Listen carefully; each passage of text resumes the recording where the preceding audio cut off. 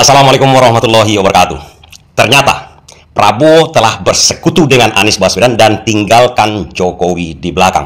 Jokowi adalah masa lalu Prabowo. Ternyata ide pembebasan Tom Lembong dan Hasto ini adalah ide Anies, saran Anies Baswedan yang diamini oleh Prabowo. Wah, gawat. Gawat saya mengatakan begini nih. Omongan di pinggir jurang kata orang kan, kok berani saya mengatakan begitu? Ya, saya pertanggungjawabkan dunia akhirat di sini walaupun dituntut saya sampai ke Amnesty Internasional.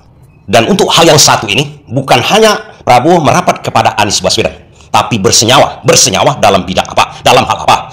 Kalau Prabowo bersenyawa dengan Anies, berarti Jokowi ditinggalkan, sudah ditendang oleh Prabowo. Kenapa saya katakan begitu?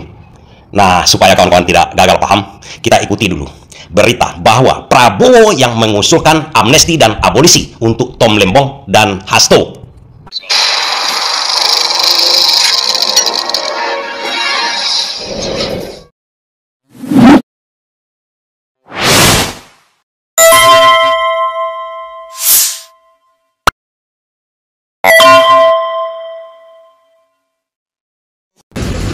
Rapat konsultasi ini adalah dalam rangka membahas surat Presiden RI kepada DPR RI untuk meminta pertimbangan.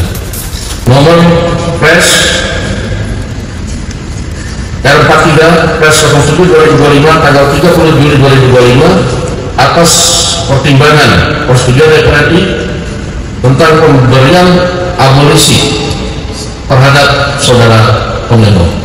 42 Pres 07 2025 tanggal 3 Juli 2025 tentang amnesti terhadap 1.116 orang. Surat Presiden itu sebenarnya adalah untuk memberikan abolisi kepada Tom Lembong dan amnesti kepada Hasto.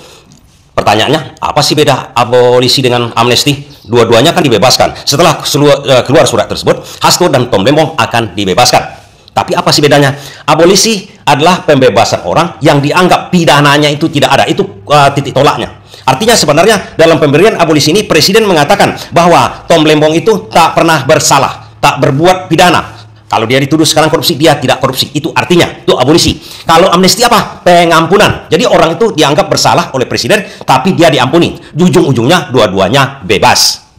Kunci dari judul kita ini ide Anies Baswedan. Ya, ingat kuncinya, Tom Lembong dianggap Prabowo tak pernah melakukan korupsi. Itu yang dibuat oleh Prabowo, diberikanlah abolisi kepada Tom Lembong. Kalau amnesti adalah pengampunan. Seseorang itu melakukan tidak pidana, tapi diampuni, dibebaskan.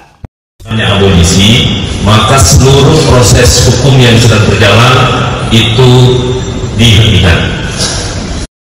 Ingat lagi, satu-satunya yang mendapatkan abolisi adalah Tom Lembong. Dan banyak lagi yang lain yang mendapatkan amnesti, pengampunan. Salah satu yang menjadi dasar pertimbangan kepada dua orang yang saya sebutkan tadi, yang disebutkan oleh Pak Ketua, adalah salah satunya tentu kita ingin menjadi ada persatuan dan dalam rangka. Lagi-lagi ada tekanan kalimat di situ. Salah satu pertimbangannya adalah kita akan membuat persatuan. Ini berkaitan dengan saran Anies nanti di belakang. Untuk perayaan 17 Agustus, Presiden dalam pertama kali meminta saya menjadi Menteri Hukum, beliau menyampaikan bahwa khususnya di kasus-kasus yang terkait karena penghinaan kepada Presiden. Itu. Yang kedua, ada juga 6 orang yang diberikan kasus makar. Oke, artinya dengan Hasto ini banyak lagi yang bersama dengan Hasto diberikan pengampunan karena berbuat pidana, tapi dianggap Presiden ini diberikan semacam maaf lah begitu kan. Tapi kalau untuk Tom Lembong itu bukan maaf, memang dia menurut Presiden dia tidak bersalah.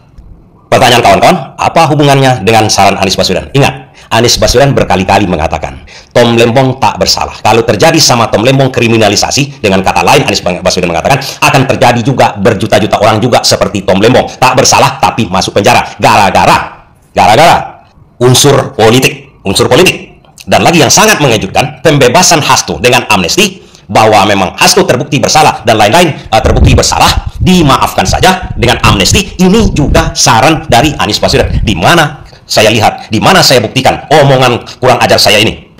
Ingat, di mana-mana Anies Baswedan menekankan kepada Prabowo, dia mengakui Prabowo, tapi laksanakan janjinya. Dia akan dukung Prabowo kalau melaksanakan janjinya.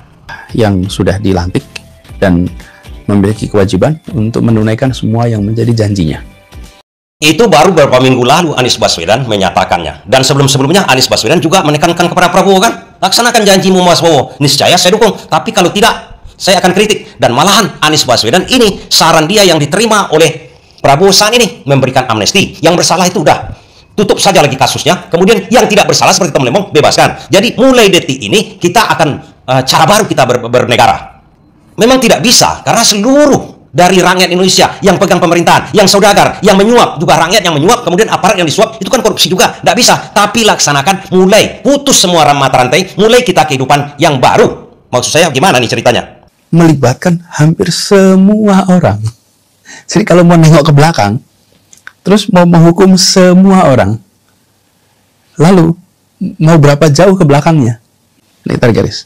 Itu mulainya begitu. Tarik garis, sekarang prakteknya berubah. Nah, kalau sekarang ada yang mempraktekkan seperti itu dulu, baru dihukum keras. Tapi tarik garis itu, mulainya dari situ. Jadi, apakah saya terlalu berlebihan mengatakan Anies Baswedan dan Prabowo sudah bersekutu, bahkan bersenyawa, karena ide-ide dia itu, Anies Baswedan yang penting sama dia adalah ide perubahan, ide dia itu dipakai siapa saja di seluruh negara ini. Ternyata Prabowo mengadopsi ide Anies Baswedan. Kita bukan berbicara orang, kita bukan berbicara personal, kita berbicara tentang sebuah gagasan yang dipakai oleh Prabowo sekarang. Artinya, ide Anies Baswedan dengan ide Prabowo sudah bersenyawa. Tentu saja yang memperkarakan Tom Lembong dan Hasto ini akan sakit hati. Siapa? Anda bisa tebak siapa yang sakit hati gara-gara Prabowo bersenyawa dengan Anies Baswedan. Kalau pertanyaan mudah ini tentu saja kawan-kawan akan menjawabnya dengan pasti. Terima kasih.